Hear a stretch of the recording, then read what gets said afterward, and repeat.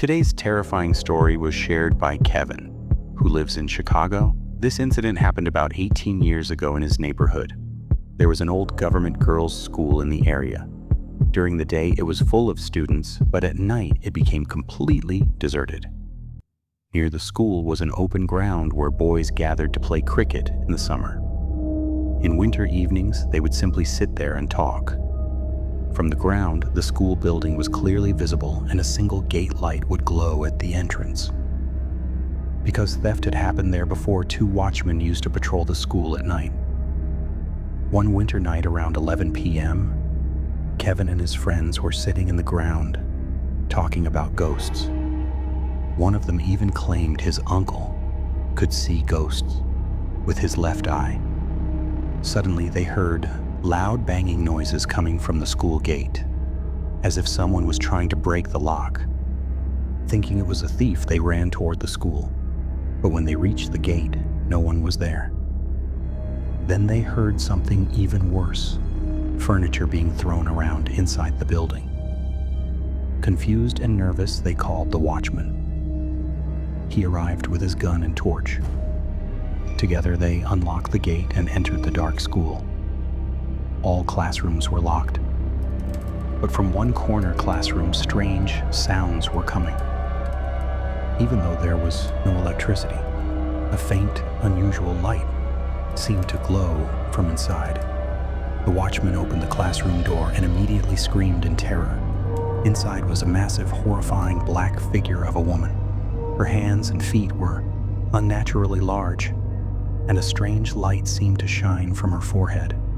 She was throwing heavy wooden benches across the room as if they were weightless. Everyone ran outside in panic. Soon the whole neighborhood gathered. An elderly man warned them not to go near it. He said this was no ordinary presence.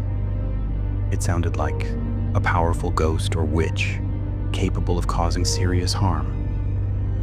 As if to prove his words, heavy benches suddenly flew out of the classroom into the corridor. The school was locked immediately, and fear spread across the entire area. For several days, no one went near the building. When officials later inspected it, they found one classroom completely destroyed, furniture shattered into pieces. Although the school reopened, strange incidents continued. Students complained of feeling someone sit beside them. Some felt their shoulders grow heavy. Others claimed they saw a dark figure standing in front of them. A few girls even fainted from fear. One day, a teacher heard someone calling for help near the bathroom. When she went to check, something unseen pushed her violently. She fell and injured her head badly. Later, strange smear-like marks were noticed on the wall near the blood. An exorcist was called. He claimed powerful ghosts had taken over the school. He believed the disturbance began after old, dense trees behind the school were cut down. Trees that were said to be inhabited by spirits. 3 days after the trees were cut, the gardener mysteriously fell down the stairs and fractured both his legs. He insisted someone had pushed him. The exorcist eventually admitted he could not control such strong entities and advised shutting down the school. Soon after, the building was permanently closed. A new school was built elsewhere, and students were shifted there.